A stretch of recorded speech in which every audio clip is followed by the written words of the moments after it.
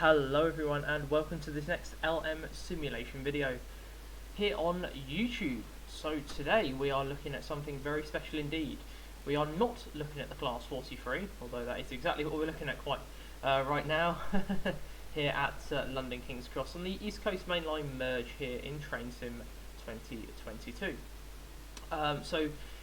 As many people will know, the Intercity Class 125 still lives with us to this very day. It's got quite a pivotal history, and it remains in the history books as being one of the fastest commercial high-speed trains that we've had in this country. But was overshadowed actually for a brief period of time by another train that we're going to be looking at in this video. I think the title will have already given it away. And this is a bit of DLC that Dovetail Games have released quite a few years ago now, but it's probably one of the best bits of DLC that Dovetail Games have ever released. I'm going to be absolutely honest here, and this is a full review of the wonderful, magnificent, none other than the Class 370. Yes, the Intercity APT. So there were sort of two versions of the Intercity APT. One of them is in Train Simulator, the other one isn't. This one is the one that's in Train Simulator, quite obviously, and the other one isn't in Train Simulator. So there's two of them. One of them was a gas turbine sort of project that was made, sort of produced by one of my family members actually.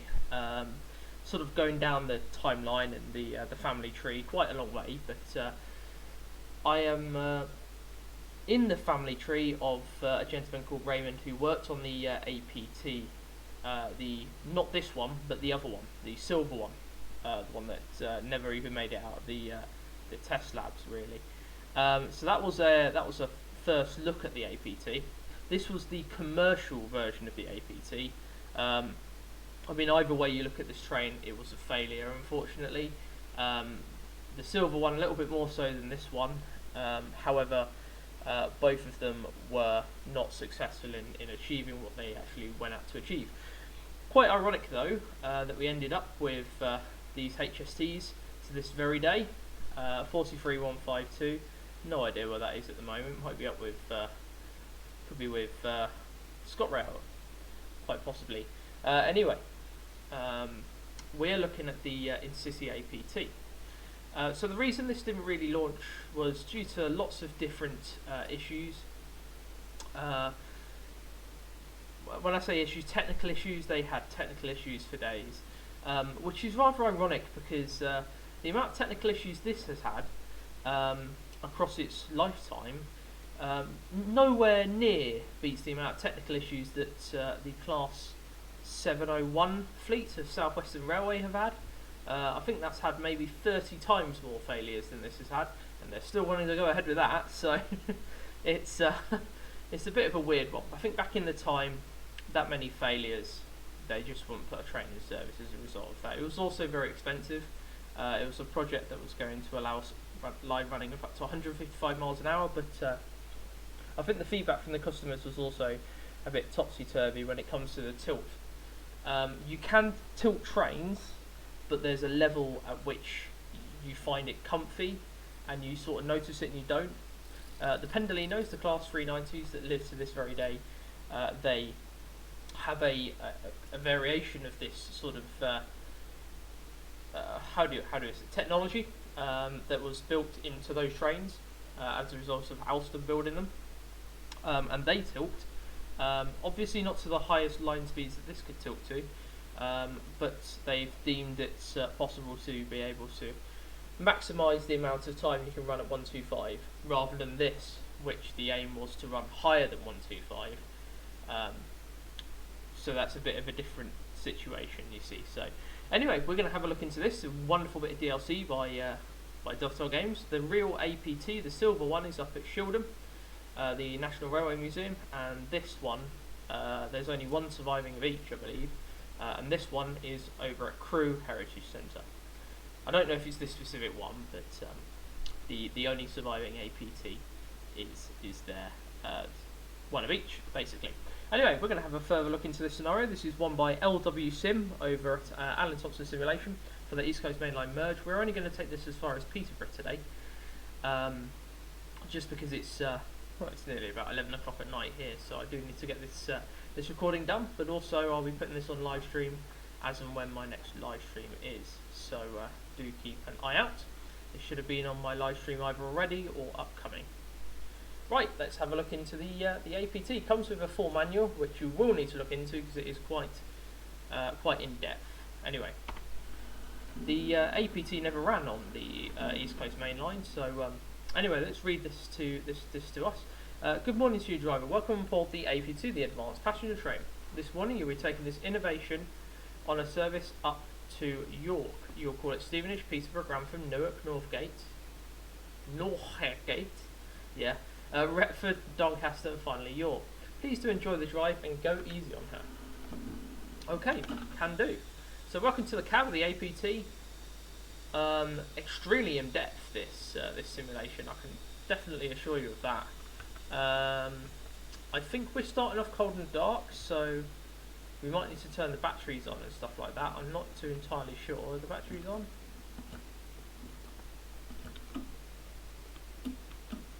Nope, doesn't look like we've got any batteries on.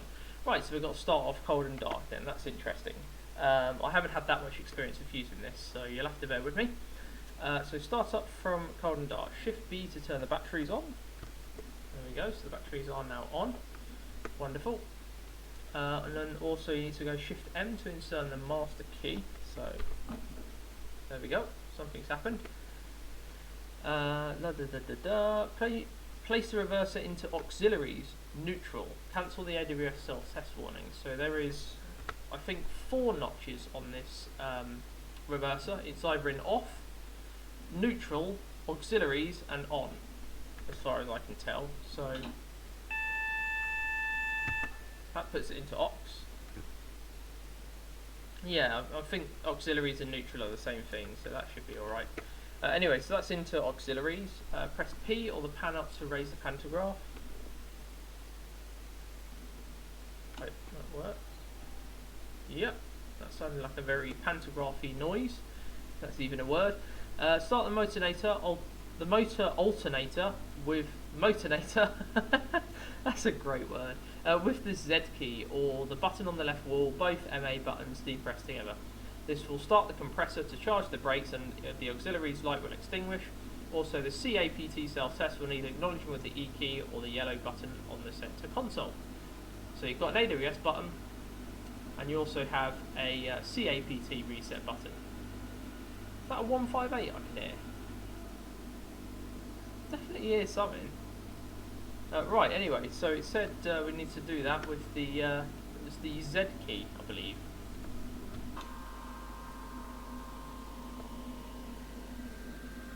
Oh, it was a 150. Interesting. There we go. Things are starting up. We're starting to get somewhere.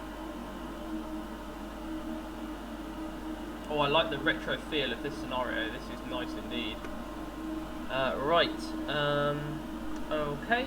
After the CAPT self-test has been acknowledged, the CAPT operational lights on the left wall will illuminate, and the speed restriction light will come on for 4 seconds.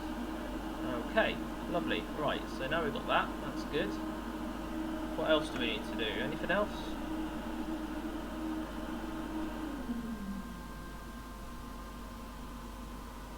Set up the tail and marker lights using the HJK or lighting on the left-hand panel on the left-hand side of the cab. So we want right headlight, marker lights, and turn those lights off. We'll turn the instrument lights on just because it looks good. Open the doors because we're here at King's Cross. Make sure the parking brake is released. Let's have a look. Is the parking brake released? No, the parking brake is on, as you can see, so you need to make sure that's released.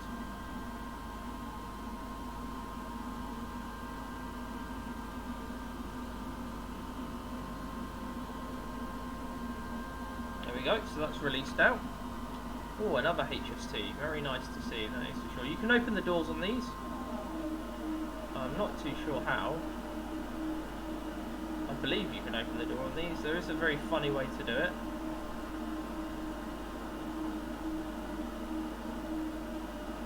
Doesn't want to do it? That is bizarre. Okay.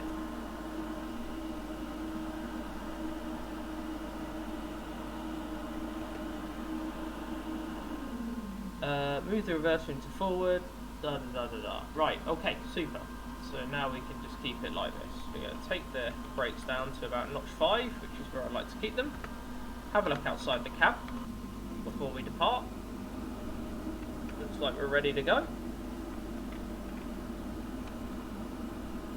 Let's get a nice little screenshot. We've got the road, that's good. Put ourselves into forward. And hopefully all should be good. I think I've done everything by the book. It's a very loud loco, isn't it? Well, not loco, but train. Still working out how to open this door. It's like it wants you to.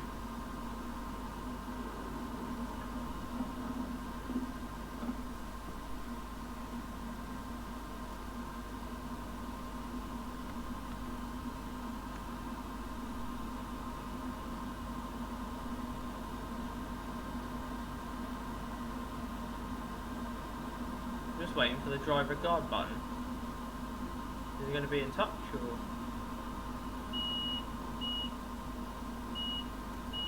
Okay, there you go.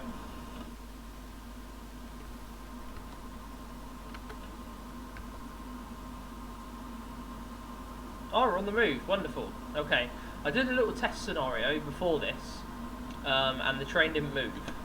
So I must have done something wrong when I launched the train up. But yeah, we're all good by the looks of it.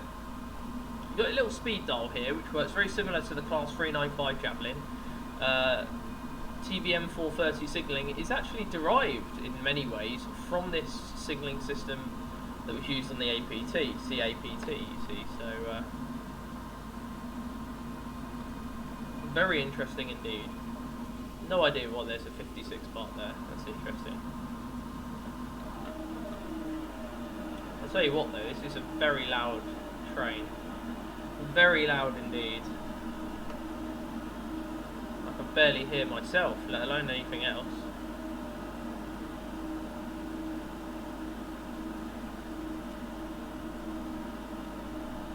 Right, as I said, we're going to take this up to Peterborough, which is our second station calling point. We're due to arrive there at 10 o'clock, so it should be just about an hour, this review. We are going to review it to its fullest, give it a rating out of 10 as we get towards Peterborough. We have got one station calling point along the way, which is Stevenage. This is a fictional scenario. No such attempt like this was ever made.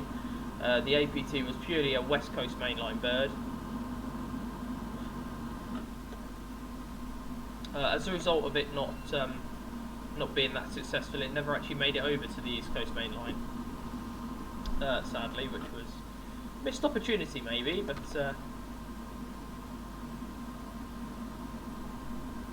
it's very powerful though.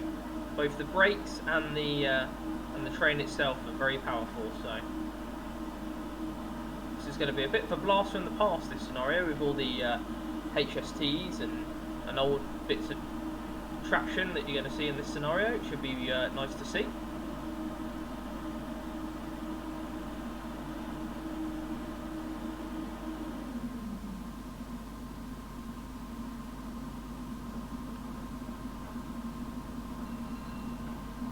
Like that old AWS sort of sound.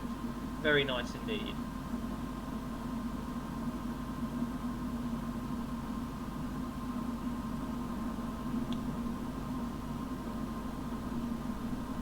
So I see this regularly because I live on the West Coast Main Line, and Crewe is one of my nearest spotting stations. So I regularly go down to Crewe and have a look what's going on. In fact, when I'm recording this, actually tomorrow I may be heading down there myself,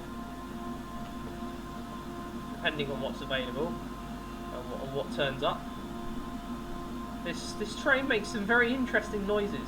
I keep thinking it's maybe an AWS activation or something, an alarm, but it's not. It's just the noises that this train makes. Very weird, very loud indeed. And imagine if you were in this cab for a long period of time, It's like I'm having to shout at the microphone in order just to be able to get my point across. It doesn't feel very good. You're gonna come out deaf. It is a very loud train. You got your cab light there. I was thinking it was on, but maybe the cab is just meant to be naturally bright.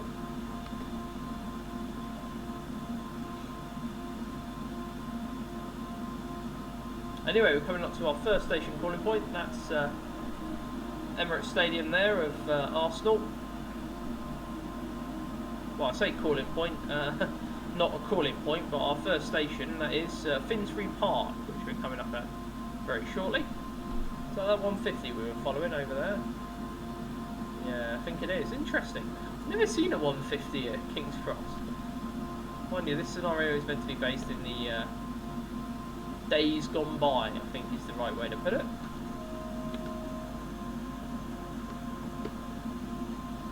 Can't even hear the horn. That is how loud this train is.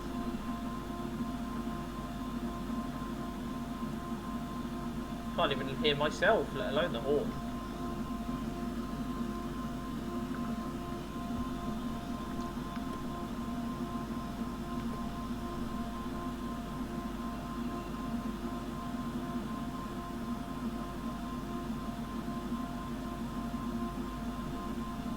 So onwards we go. This is the East Coast Main Line. Lovely to see. Lovely to be able to travel on it, especially in the APT, something that never actually made its way over to the East Coast Main Line in real life. Because there are no preset speed conditions for this, I reckon we will have to go standard line speed, unfortunately. Although once we get north of Stevenage, there may be an opportunity to get us over 125 miles an hour, and I might take that, even if the scenario says I'm speeding, just to be able to show you the versatility of this train and what it could offer. I think what it could offer was something very good. However, the only issue with that logic was it was so good that it was actually a bit too good, if you know what I mean. It was so good at tilting that it was actually uncomfortable, and people found it very disconcerting and made them feel quite ill, actually, when the train was tilting, because it was going such a high speed around these corners, left, right, left, right, left, right. It felt like you were on a roller coaster. And you know, a roller coaster ride lasts what, 1-2 minutes maybe. This lasts 3-4 hours.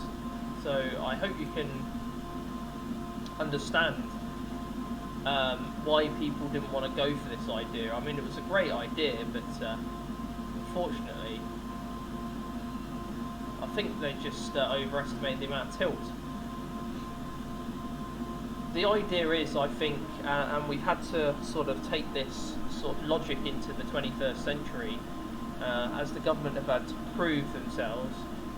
The only way to get the highest possible speeds is not to create a train that tilts so much that your breakfast ends up all over the table after you've eaten it, that is.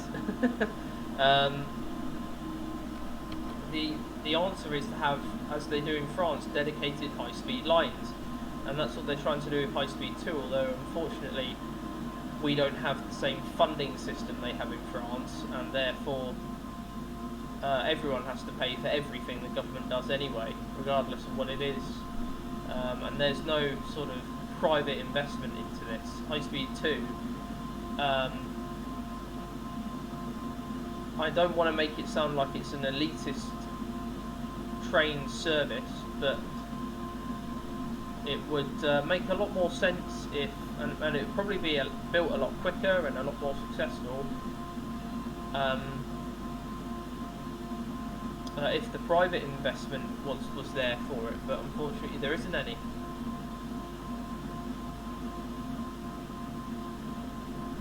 As a result of that,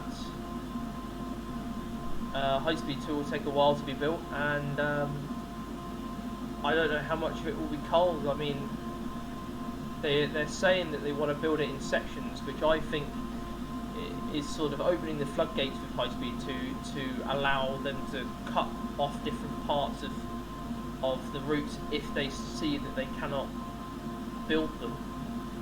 So, for example, say they make it to Birmingham, High Speed 2 goes from London to Birmingham, they then want to extend it up to Manchester. Originally Leeds, but I think that's been cut off now, unfortunately.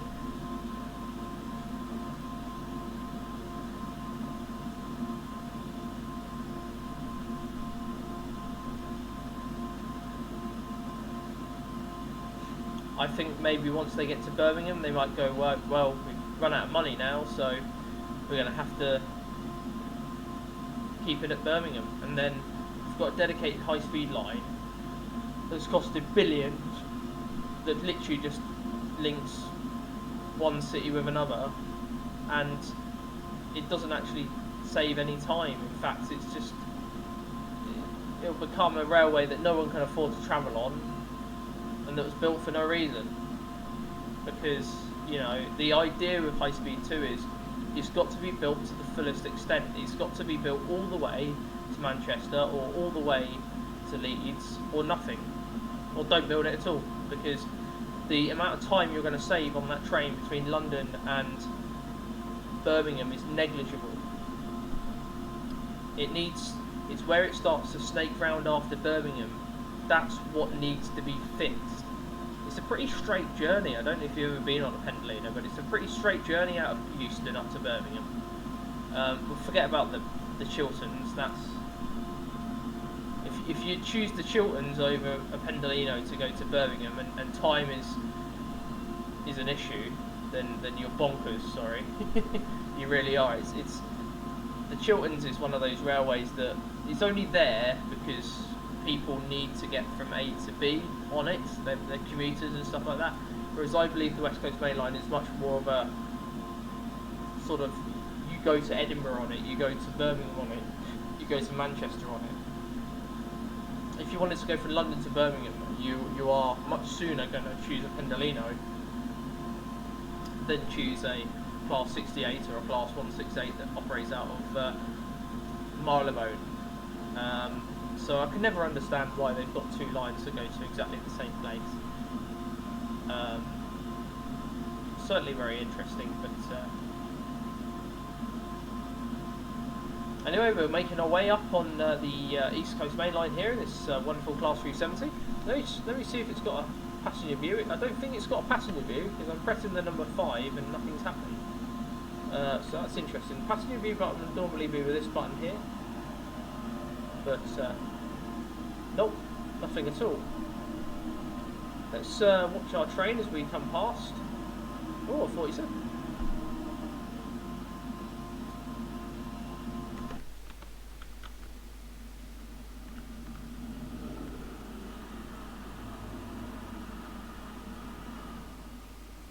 Oh, don't know what's happened there, but the headlights are on at the rear as well. Look at that.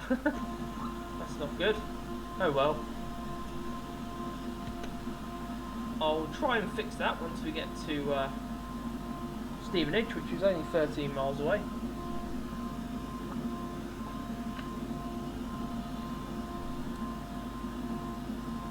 Very loud in here.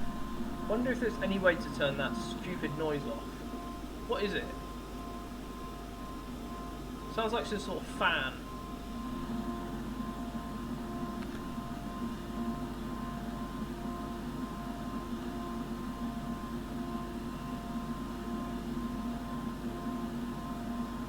No.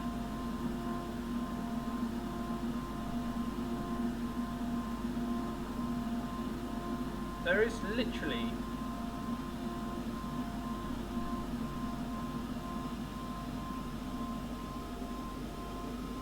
one of these? Nope. Okay. Sorry guys, I have tried. That is a really annoying noise. Something that I quite like about this is you can have a look at this here, which is really cool. And it shows you all the sort of figures from the original APT. Oh, that is really nice. Nice little bit of detail, that. Look at the tilt on this now.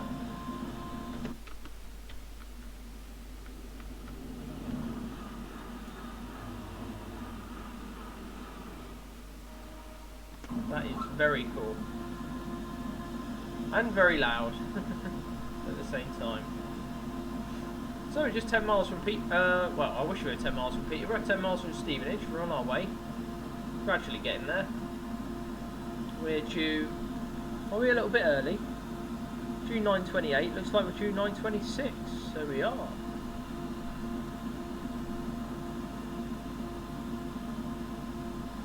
It's a very loud train though. Do these work? That's interesting. We've got parts in here that don't... I'm literally going to be reviewing this on how it is right now. I don't know if I've got a bugged install or something like that. That's not really down to me. Installs shouldn't get bugged, so I'm not saying that's my fault, but certainly is a bit weird. I'm going to be reviewing it on what it is. So, for example, I couldn't get the door to open. Even though I remember when I first got this DLC many moons ago when it was brand new, that I managed to get the doors open at the station.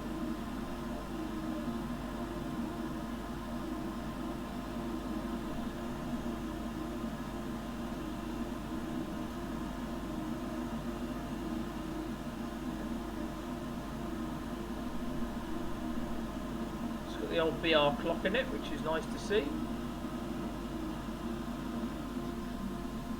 And we've reached Welwyn Garden City, so welcome.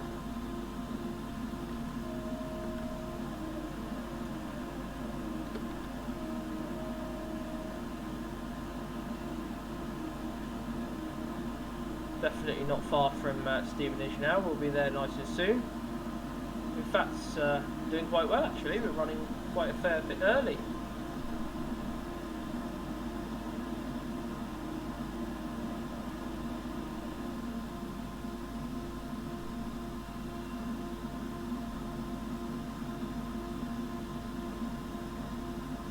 Now we'll have some time at Stevenage to explore the exterior of this wonderful bit of kit.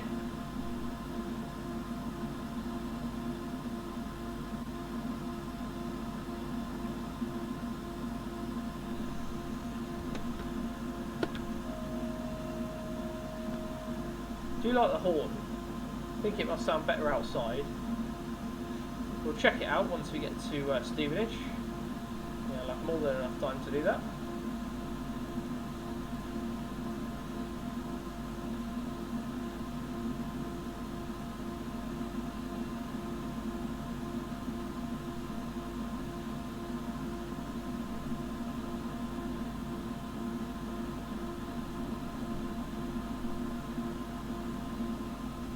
So I apologise about the audio if there's any issues with it. This was never going to be an easy train to record because of the large amount of background noise that you get from the train. Nonetheless, I hope everyone is enjoying the review, and I look forward to showcasing some more of this wonderful train very soon.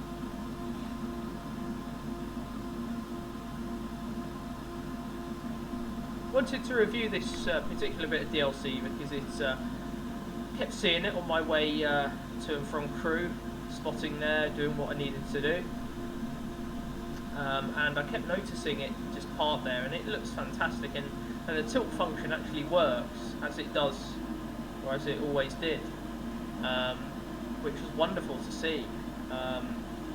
But as soon as I noticed it came out for Train Simulator, I thought I have to have this, and I wanted to review it because I wanted to show everyone what it's like to be able to actually drive and feel the mechanics. It's probably as close as you're going to get now to experiencing one of these in real life, so definitely a worthy bit of kit, and thoroughly enjoying the drive, that is for sure.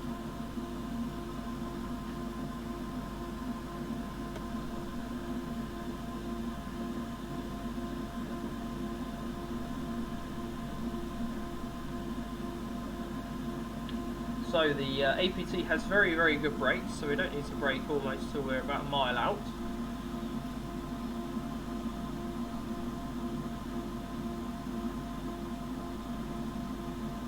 do apologise about the slight issues with the AP weather pack. I do constantly reinstall it, but there does seem to be a few loading bugs with it, but nothing to be worried about, or too worried about.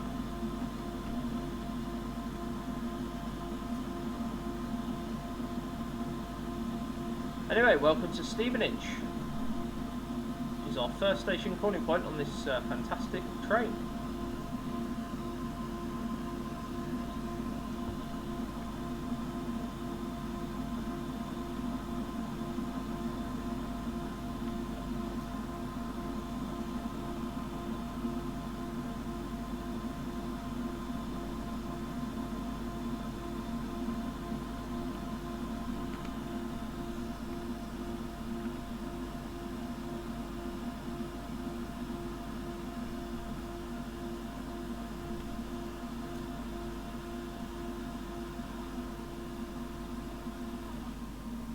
Oh, my ears.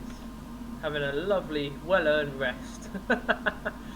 Honestly, I never thought I'd say that, but this is louder than a Class 92, and I didn't think that was possible.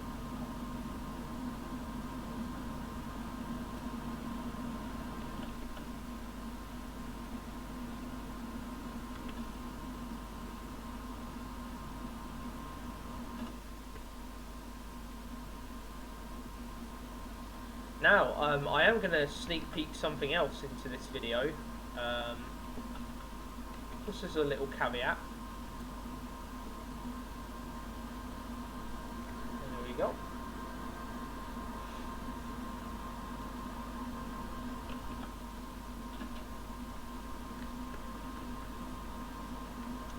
And I'll mention it in just a moment. First of all, we're going to have a look outside this fantastic train and sort out the tail light issue that we've got. There we go, that should sort it. Yeah, there we go, that's much better. Right, even though there's no passenger view, which is a bit of a disappointment, we do have the old destination signs: London, Preston, Motherwell, Glasgow. Very much a West Coast mainline bird, this. And inside, even in this view, you can see, have a sense of what the APT used to be like inside. And if you wanted to experience this lovely fabric and these seats in real life, go visit the Crew Heritage Centre, and you can actually have a look through the real thing. Certainly worth it, and a very nice experience, I must admit. Interesting that you've got these motor coaches, something that I didn't think I'd see many places, but these places have them. Motor coaches in the middle of the train. A lot of the new Stadler trains have these motor coaches inside of it, in the middle of the train. Maybe a direct derivative of the APT perhaps, you know. Lots of first class, and then we're back to standard. Back when first class used to be in the middle of the train. I think the exterior, I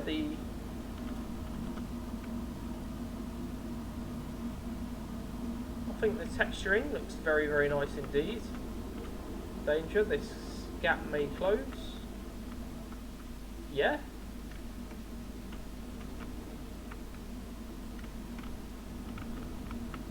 Thought I saw some issue with the tail light there, but maybe not.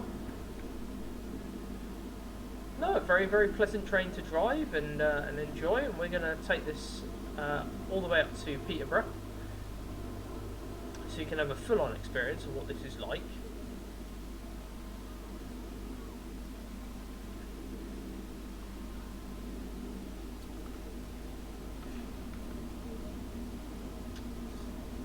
Very much a very instantly recognisable train. You know, you see this colour scheme, you know immediately that's the APT. That's how it always used to be. Right, back inside the world's loudest cab, which I'm going to give us a little bit more of a break. So what do you think of the APT? Let me know if you've got it, if you haven't bought it yet. So if you are looking to buy it, I do recommend it. I will go over the pros and cons once we depart. The little sort of sneak peek caveat I wanted to give everyone. was there is another train that didn't succeed on the East Coast Main Line, but it's still around today, similar to the APT, although this one's in service. And that's the Class 373, which has also recently come out for Train Simulator, thanks to the guys who are making the long-awaited Eurotunnel route, I believe, from Channel Tunnel routes, which I'm looking forward to. The finished product is nowhere near the standard of this, unfortunately, but it looks fantastic, really good inside for a third-party development, definitely. So keep an eye on that, because I'll certainly be getting that in the new year, giving that a test on Train Sim 2022. So nearly time to leave here at Stevenage. We'll be non-stop up to Peterborough. I'll show you the route map. This is I think it's the East Coast Main Line merge this actually, so you can go, it doesn't just terminate, here's Peterborough, but it doesn't just terminate there, it goes all the way up to York, and even further this, because this is Doncaster here, you see, so.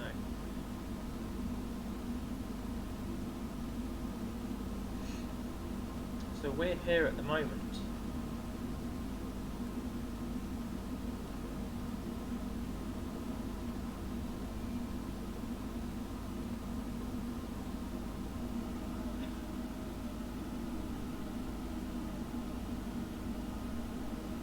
Bit of a weird train. 4 Bravo 02 to Welwyn, and it's already at Hitchin. Okay, interesting. Fair enough. Whatever floats your boat. Anyway, let's get back into the cab. I am, hopefully, once we get north of all of this sort of windy area, once we get to these long straights, I'm hoping that 155 miles an hour will be possible. I'm going to say once we pass Sandy, we should be able to get up to 155 miles an hour, so keep an eye out for that. Let's get going.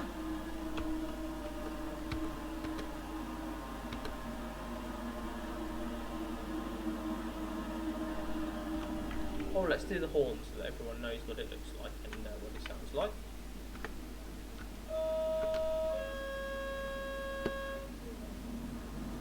Not bad at all.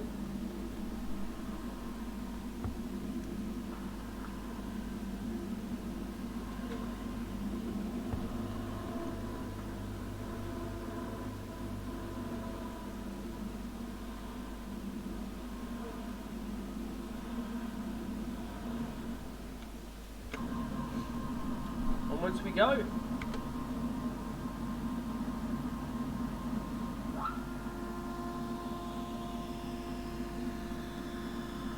I am intrigued as to how Dovetail Games have got these sounds, especially given there are no working variations of this train that exist anymore. Only the one at Crewe. So I wonder how they've managed to actually get Class 370 sounds for this. Very intriguing. The only thing I'd love more than taking this train on this route is a 373, the Eurostar train, which I can't wait to be able to put that to the test. I think externally it looks, I'm going to say meh. It looks alright, that Eurostar. Not brilliant texturing, unfortunately, but these on. Don't think I've ever had any bits of DLC from these guys before.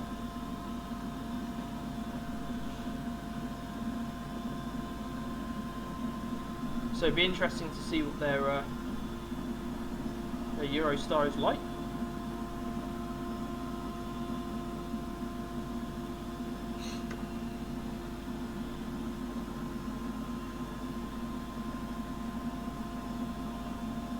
And I definitely want to take it on this route, that is for sure.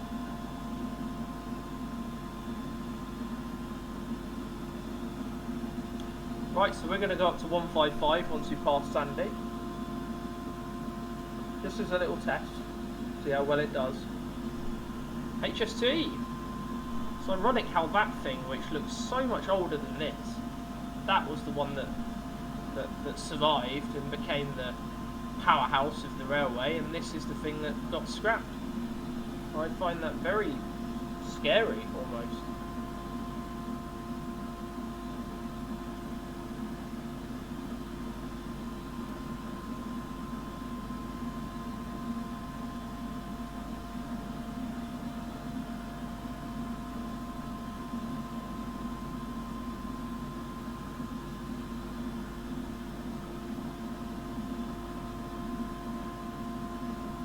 Anyway, we'll be soon approaching Hitchin and well on our way to Peterborough, which is quite a way. Got just over half an hour, but the speeds that we're going to get into Peterborough way early. I reckon probably about 9:55.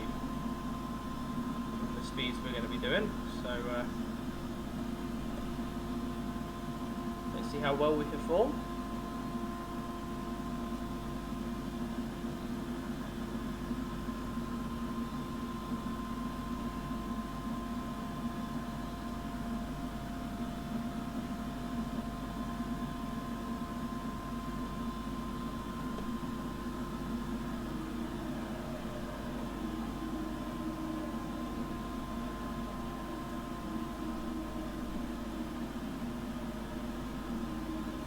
See, this train tilts quite aggressively actually in some ways.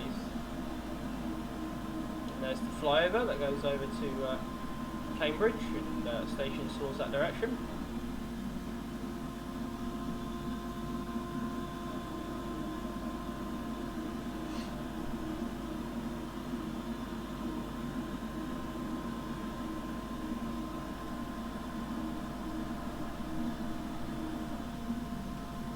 Right, it's a race to see how quickly we can do 42 miles now.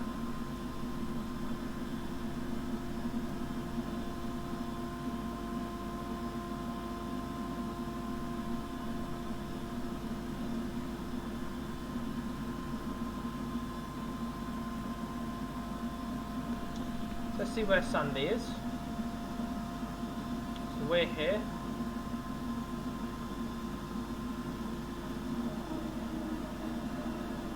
Arlesey, Biggleswade, Sandy. Right, so just counting down the stations. We'll be there in next to no time, I'm sure.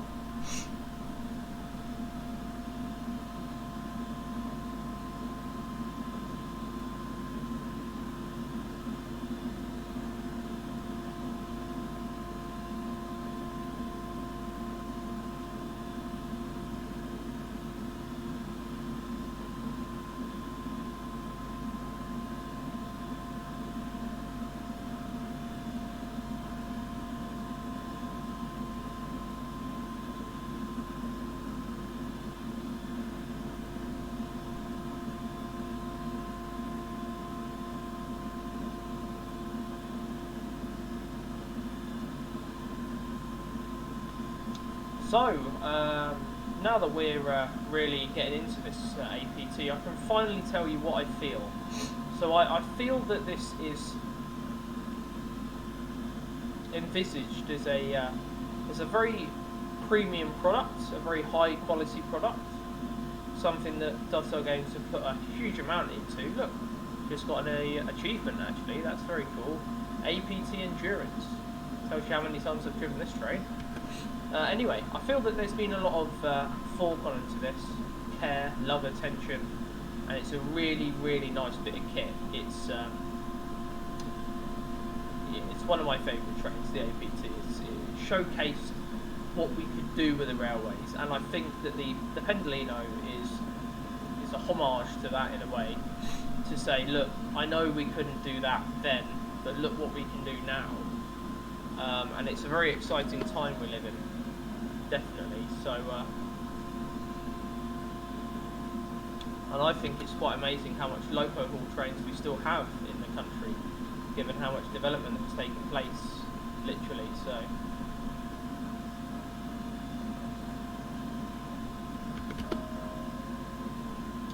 So I think this bit of DLC has been long awaited, and I think when it came out, it really, people saw it and were like, yeah, this is the quality we can expect from Dovetail Games, which is why when we get bits of DLC like you know, the recent Class 323, which is nowhere near as good as this, it is miles below the standard this has been set at.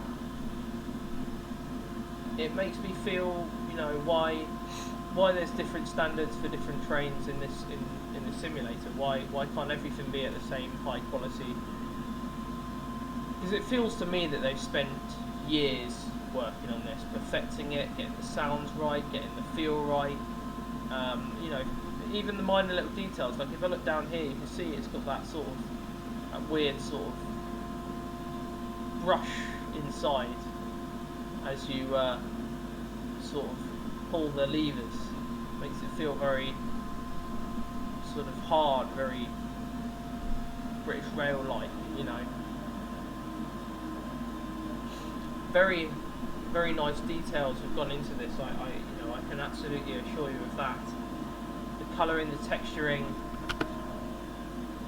the sounds, the horn, you know, very high quality horn.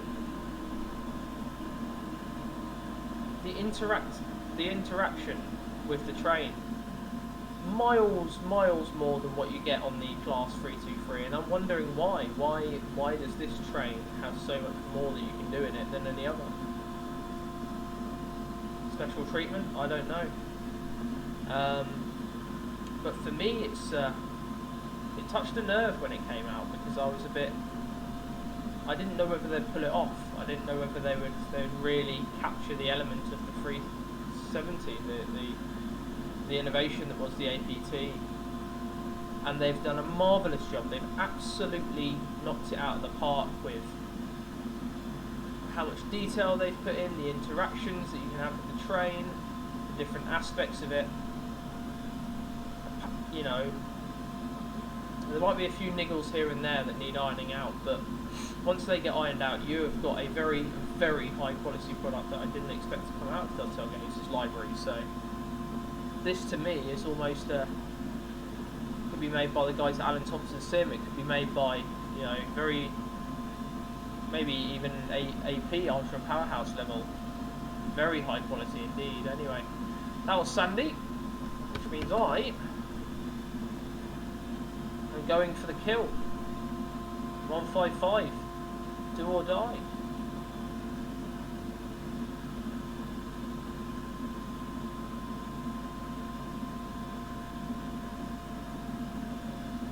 You'll be able to see how fast this train can really go.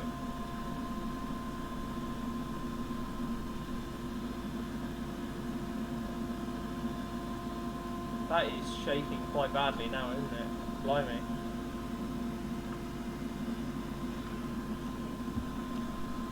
Bear in mind this train was never meant for this line.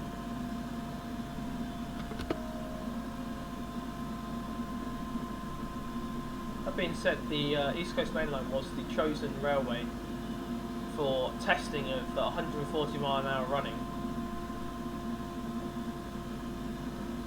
Flashing green signals.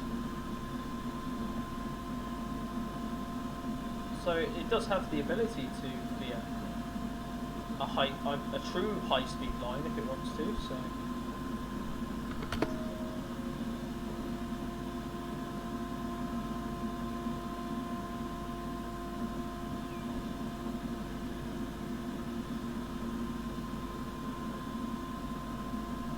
I'll show you a fly past once we get to 155 miles an hour. You won't believe how fast this is.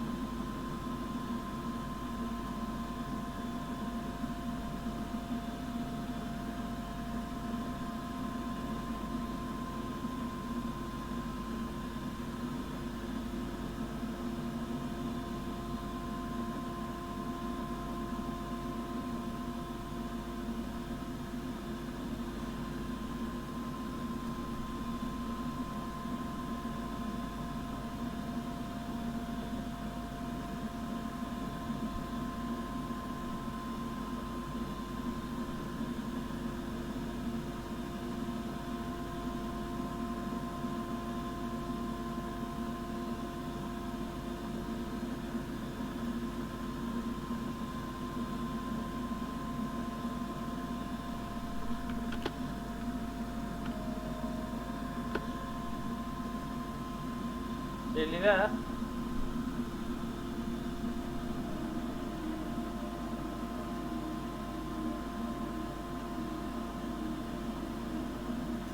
It's 154. Holy moly, we are motoring along now, we really are.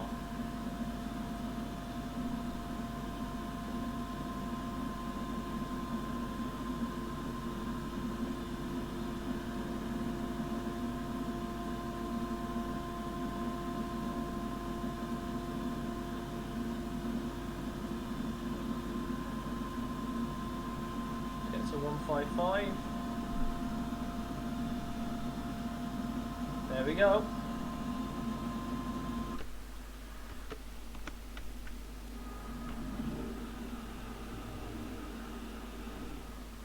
Wow. Really feel the speed now. Definitely. I'm just going to have a look on the track layout on the maps. Yeah, it should be alright.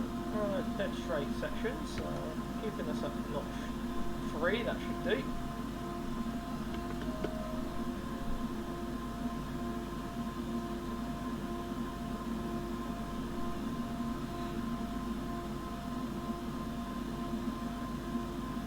Amazing how much it's wobbling given I'm technically on straight track, you would think.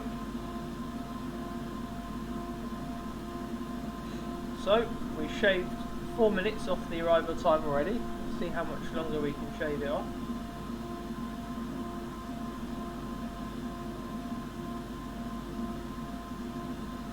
$20 miles to go.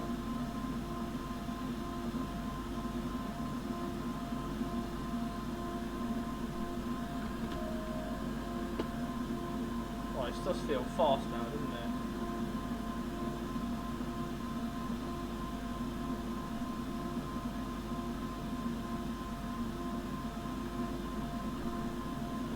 They say that as with TVM 430, it has in-cab signalling because they say that once you get to this speed limit, once you get to 125, any speed above that, the human eye starts to degrade on how quickly it can pick up the colour of signals. So for example, at this speed, you'd be thinking, was that a yellow or was that a green? I'm fairly sure it was a green, but it could have been a yellow because I was going at that higher speed. And the could it have been this, could it have been that nature, means that they would prefer to have the signalling in the cab so you can be absolutely certain on what colour the signals are, because your eye might not catch that in time because you're going way too fast now. So technically we should have in-cab signalling. As far as I was aware though, apart from the in-cab sort of mile per hour meter that we've got, this APT control, even at 155 miles an hour the APT drivers were expected to read the signals coherently, and I think that's a real hazard, that.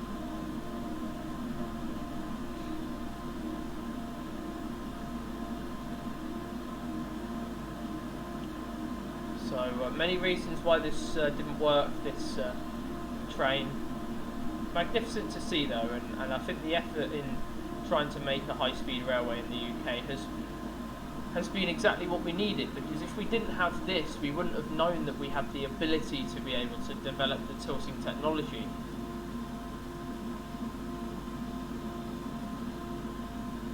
Therefore, the Pendolino may never have been born in the first place, and we might be stuck with HFTs this very day. Not saying that's a bad thing. I mean, we all love the HFTs; they got character, but it's not how to make the country into the 21st century. They are not the trains to do it. Bless them, they've done such a good job with the ScotRail ones and the refurbished sets. Anyway, we're knocking the miles down now. We've only got 14 miles to go. Only a couple of minutes ago we had 20 miles to go, so we're really knocking down the miles. Just want to see what the track looks like here. Yeah, it should be alright, pretty straight all the way up to Peterborough.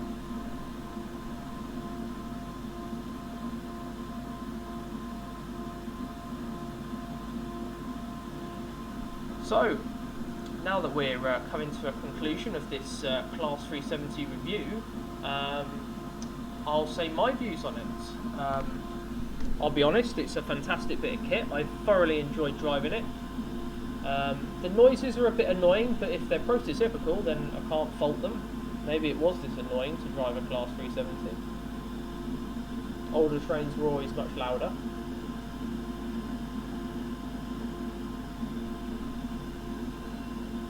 I feel the functionality, the interactivity of it, that knocks it out the park. That's definitely a 10 out of 10. The amount of elements that you can interact with, open doors, do this, that and another, compared to your standard train simulator add-on, that is a 10 out of 10. For the sounds, I'm going to give it a 9 out of 10. A bit annoying, but the same hand does very, very well, and I like the sounds. Got a really nice horn as well, which you can hear.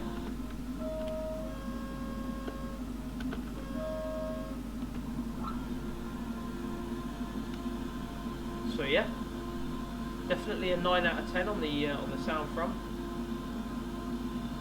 Passenger view, well, there doesn't appear to be one, so I'm hammering the number 5 key, but nothing's coming up. So that'll have to be a 0 out of 10 because there isn't one. Maybe they focused too much on the cab, they've forgotten a passenger view, or maybe I've got an issue with my install. I don't know. Maybe passenger view has gone missing. Anyway,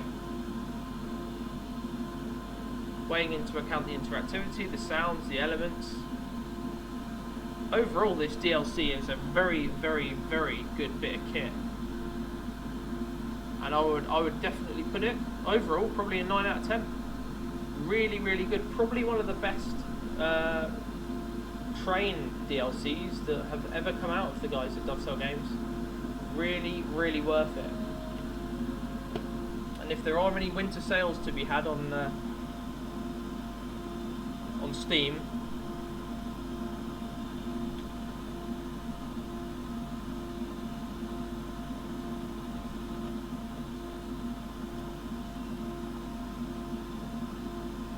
this is worth a purchase, that is absolutely for sure. As I always say, it's not worth purchasing DLCs on Steam unless there's a sale on. They have so many sales that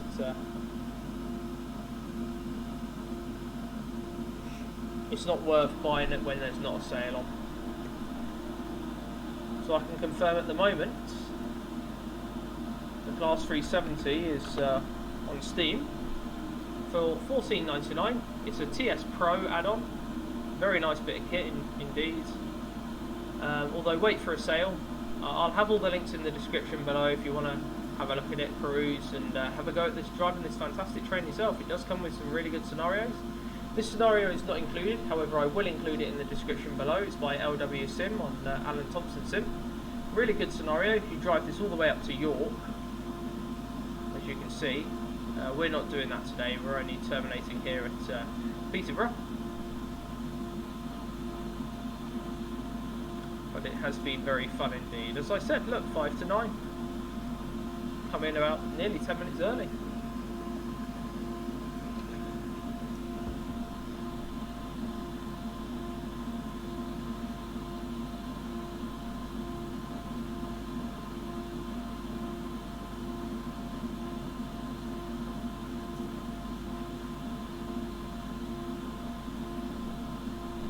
So everything will be in the description below. Do have a look if you're interested in purchasing this, and keep an eye on my live streams. I will be live streaming this bit of DLC, Class 370. Will be a different scenario though, because I like to chop and change it and keep people guessing. Got a new extension to the virtual district line coming out soon, I've been told, which massively extends the routes past Aldgate. So I will be having a look at that. That is absolutely guaranteed for sure. So I'm a huge fan of that DLC, that route, by the Virtual District Line team. So that'll be in my next coming videos. So keep an eye out for that as well. Anyway, as we approach into Peterborough, this has been a wonderful scenario. It's been a joy to record and a joy to show everyone this brilliant train, what it offers. Especially because it's so detailed, and you really feel like you You are in control of this train, and it's so magical to be able to drive it. So.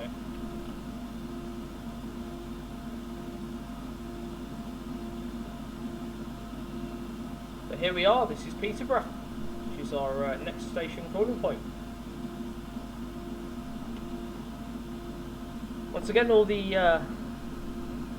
links will be in the description if you want to purchase this. Have a go at it yourself. I do suggest waiting for the winter sales when they do come on.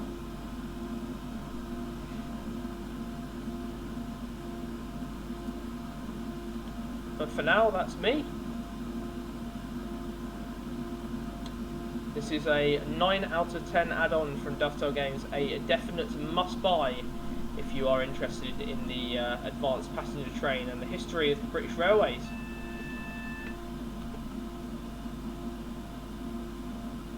Do give this a go if you want. Thoroughly recommend it. Oh, we've got an emergency brake application.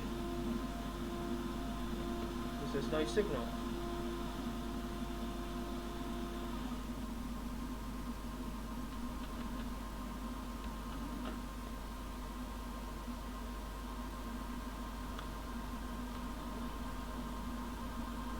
So there we go. I am going to end this video here because it's probably going to take about half an hour to fix the emergency brake application. But yep, this is the fantastic APT. Welcome to Peterborough. Been very fun to drive it all the way up from London. And if you want, you can continue this all the way up to York. The scenario is in the description below. Anyway, all the best everyone. Hope everyone has a fantastic rest of your day, evening, wherever you are in the world. And I'll see you in the next video here on LM Simulation. Take care, all the best, and ta-ra!